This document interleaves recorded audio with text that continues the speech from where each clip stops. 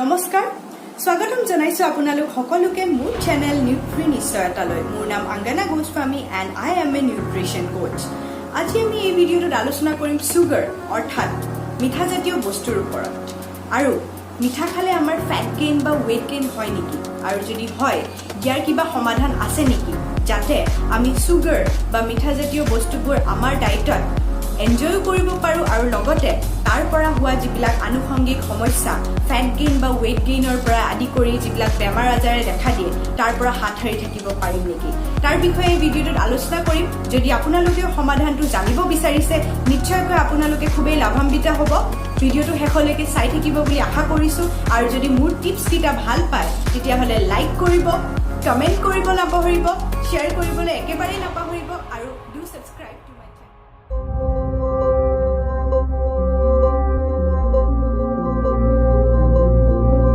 channel জানিব বিচাৰিছো যে এতিয়া সুগাৰ বা মিঠা যেতিয়া আমি বেছিকে খাওঁ কোৱা হয় যে অতিমাত্ৰা সকলোৰে কাৰণে বেয়া ঠিক তেনেদৰে মিঠা যেতিয়া আমি অতিমাত্ৰা খাওঁ তেতিয়া আমাৰ দেহত কি কি সমস্যা এনো দেখা দিব পাৰে প্ৰথম সমস্যা হ'ল আমাৰ হাৰ্টৰ প্ৰব্লেম হ'ব পাৰে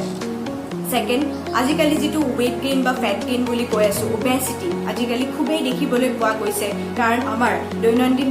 জীৱনত ফিজিক্যাল এক্টিভিটি বহুত কমি গৈছে আৰু সেই কাৰণে যিবিলাক এক্সেস আমি সুগাৰ কনজিউম কৰো তাৰ ফলত আমাৰ ওয়েট গেইন বা ওবেসিটি বা ফ্যাট গেইন আমাৰ হোৱা দেখিবলৈ পোৱা যায় আৰু লগতে আমাৰ কি প্ৰব্লেম হ'ব পাৰে আমাৰ হাৰ্টৰ প্ৰব্লেম হ'ব পাৰে আমাৰ ডায়াবেটিস টাইপ 2 ডায়াবেটিস হ'ব পাৰে আৰু আমাৰ লগতে এজিং যেটো বাৰ্ধক্য বুলি কওঁ বাৰ্ধক্যৰ সমস্যাই আমাৰ দেখা দিব পাৰে যেতিয়া আমাৰ অতিমাত্ৰা সুগাৰ আমি কনজিউম কৰো গতিকে ইয়াৰ কিবা উপায় আছে নেকি যাৰ দ্বাৰা আপুনি সুগাৰ কনজিউম কৰি থাকিব পাৰে নিজৰ ডায়েটত যেটো আমি মিঠা খালে আমাৰ খুব ভাল লাগে মিঠা বস্তুবোৰ খাবলৈ আমাৰ খুব মন গৈ থাকে যেনে ধৰক পেস্ট্ৰি কেক আইসক্ৰীম চকলেট ৰসগোল্লা এইবিলাক খাবলৈ আমাৰ খুব মন গৈ থাকে গতিকে ইয়াৰ সমাধান লৈ মই ভিডিঅ'টো বনাইছো আপোনালোকে হেফালেকে চাই থাকিব গতিকে প্ৰথমতে ক'ব বিচাৰিম যে যেতিয়া আমি এনাৰ্জি বডিত কেনেকে পাওঁ আমাৰ দেহত আমি এনাৰ্জি পাওঁ আমাৰ খাদ্য বস্তুবোৰৰ পৰা ধৰক কাৰ্বোহাইড্ৰেট খাদ্য বস্তুবোৰত থাকে কাৰ্বোহাইড্ৰেট প্ৰটিন ফ্যাটস এইবিলাকৰ পৰা আমাৰ দেহত আমি এনাৰ্জি পাওঁ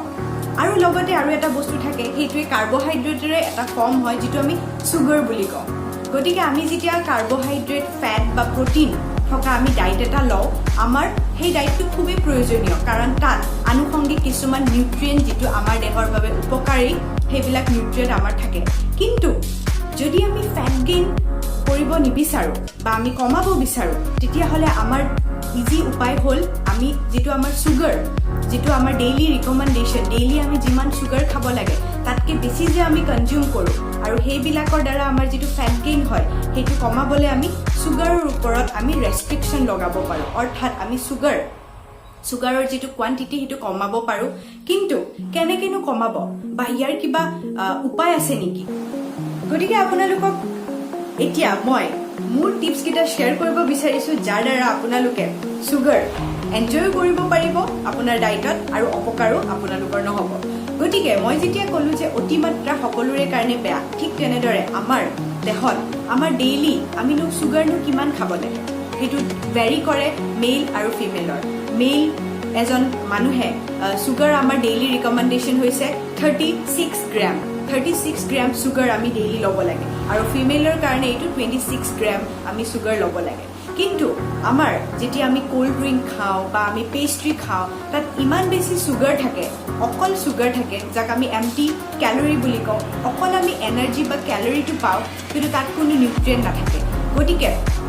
এই যিবিলাক ৰিফাইন্ড সুগাৰ এইবিলাকত আমি আমাৰ যেটো ডেইলি ৰিকমেন্ডেশন যেটো ক'লো 26 গ্ৰাম বা 36 গ্ৰাম তাতকে দুগুণ তিনিগুণ আমি এটা বস্তু বা এটা পেস্ট্ৰি খালে আমি ইমান মিঠা পাই যাওঁ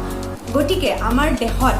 ডেইলি আমি অতিমাত্ৰা আমি সুগাৰ কনজিউম কৰি থাকো গতিকে তাৰ উপায় কি হ'ব পাৰে এটা উপায় হ'ব পাৰে যেটো অকমান কঠিন হ'ব আমাৰ কাৰণে কাৰণ আমি কেতিয়াও আমাৰ সুগাৰৰ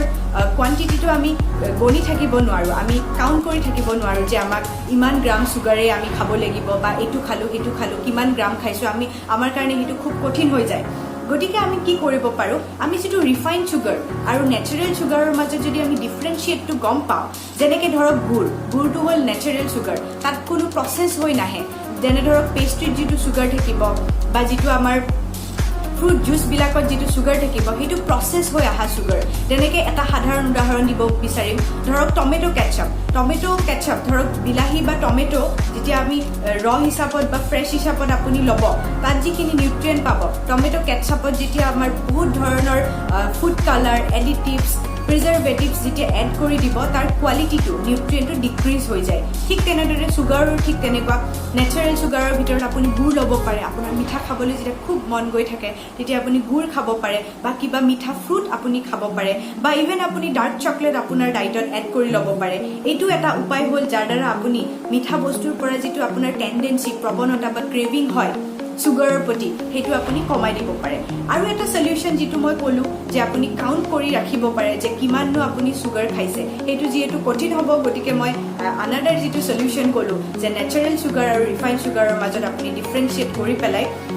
ৰিফাইন চুগাৰবোৰক আমাৰ ঘৰৰ পৰা অলপ আঁতৰত ৰাখি কাৰণ কোৱা হয় আপুনি যিয়েই দেখিব সেয়া আপোনাৰ খোৱা যাব গতিকে আপুনি সেই বস্তুবোৰৰ জাগাত যদি আপুনি ফ্ৰুটছ বা গুড় এনেকুৱা ধৰণৰ বস্তু আনি ৰাখি দিয়ে তেতিয়াহ'লে আপুনি যিটো চুগাৰৰ ক্ৰেভিং সেইটো কমি যাব পাৰে আৰু লগতে এটা বস্তু এড কৰিব পাৰে মিঠা দৈ যিহেতু আমাৰ ডাইজেষ্টিভ ছিষ্টেম বা আমাৰ পেটৰ কাৰণে খুবেই ভাল দৈৰ লগত আপুনি অকণমান মিঠাও পালে মিঠা দৈ আপুনি খাব পাৰে মিঠা দৈটো আপোনাৰ ৰিফাইন যিবিলাক চুগাৰী যিবিলাক বস্তু কেক পেষ্ট্ৰিতকৈ খুবেই এটা ভাল অল্টাৰনেটিভ হ'ব আপুনি মিঠা দৈ ল'ব পাৰে গুড় ল'ব পাৰে আৰু ঠিক তেনেদৰে যদি আপুনি আপোনাৰ খুবেই খাবলৈ মন গৈ থাকে ধৰক আপুনি নিজে হয়তো মানে অভিজ্ঞতাৰ পৰাই গম পায় যেতিয়া আমাৰ ভোক লাগে তেতিয়া বেছিকৈ মিঠা বস্তু খাবলৈ মন যায় নহয় জানো গতিকে ভোক লগা সময়ত আপোনালোকে কি কৰিব পাৰে প্ৰথমতে এগিলাচ পানী খাই ল'ব আৰু তাৰপিছত আমাৰ নিজৰ মাইণ্ডটোক ভালদৰে চুজ কৰিব দিব যে মই অতিমাত্ৰা চুগাৰ বা ৰিফাইন চুগাৰবোৰ অলপ সময়ৰ সুখৰ কাৰণে যদি খাই পেলাই মোৰ বাৰ্ধক্যৰ লগতে যিমান বেমাৰ আজাৰ আহি যাব পাৰে তাৰ